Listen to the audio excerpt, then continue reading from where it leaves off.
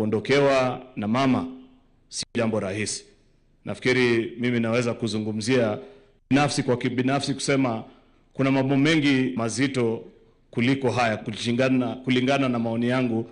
Mimi nikisema na nikiongelesha vijana wenzangu, kuondokewa kwa mama ni jambo ngumu sana, na ninaomba Mwenyezi Mungu awapatie nguvu wakati huu wa msiba na maneno yote yale ambayo yanaendelea.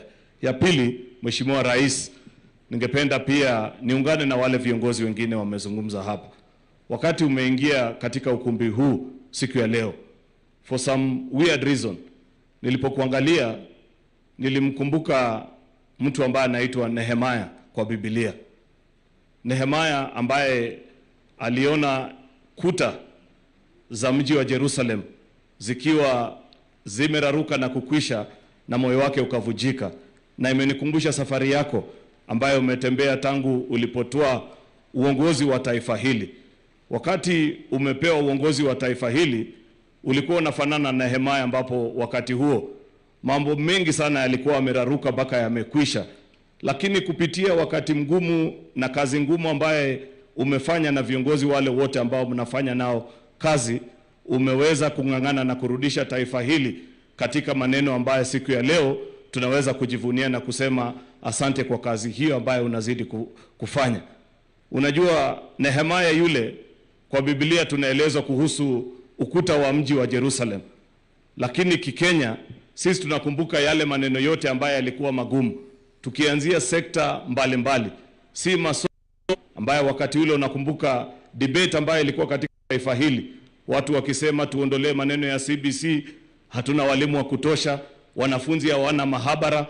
Lakini tunapokutana wakati kama huu, tunarudisha shukrani kwa Mwenyezi Mungu kwa kutupatia Nehemia kama wewe, ambaye leo tunaweza tukatoa ripoti kamili na kusema CBC ambayo ilikuwa inatusumbua tumeipiga msasa. Sasa tunazungumzia maneno ya CBE. Walimu ambaye watoto walikuwa wanafinyana kwa shule, mwalimu mmoja anahudumia wanafunzi karibu 200, lakini kwa kuongeza walimu zaidi ya 1100, sasa watoto katika shule zetu za umma wanaweza kupata mafunzo karibu yanafanana na yale ambayo watoto wengine wanapata katika shule zile za binafsi. Huwezi kuzungumza masomo peke yake.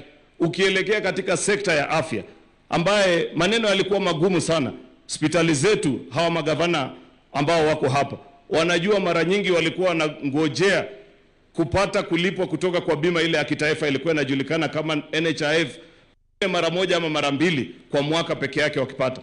Juzi katika bunge letu la Senate, waziri wako wa afya ameleta ripoti ambaye inaonesha wazi kwamba serikali zetu hizi za gatuzi za county kupitia compensation ya SHA, yani mwananchi huyu ambaye ako hapa ameenda hospitalini na county zimefidiwa pesa zaidi ya bilioni 50. Ripoti ile imewekwa wazi mungeni, counties tofauti kutoka zahanati mpaka karibu level 4, level 5 na level 6. Hiyo ni nyuta ambaye umejenga kama vile Nehemia alijenga nyuta zile. Kwa hivyo Mheshimiwa Rais, ninaweza kuendelea mambo mengi sana, lakini muda kidogo sio wangu.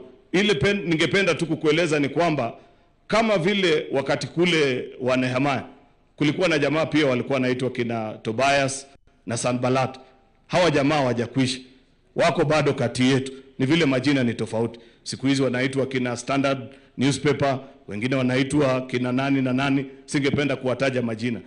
Ingawaje walimkejeli, Nehemia alifunika masikio na kufanya mema, ndiposa tunamkumbuka wakati huu. Ningependa tu nikwambie, piga moyo konde Mheshimiwa Rais, pambana na safari, okoa nchi yetu kutoka katika janga na tatizo zote zile ambazo tulikuwa nazo. Kuna wananchi wengi ambao wanaona ile kazi unafanya, na wakati utakapofika watajibu wale wanazungumza maneno kupitia kwa kura yao na kusema haya ndiyo yale yamefanyika wakati huo ukifika.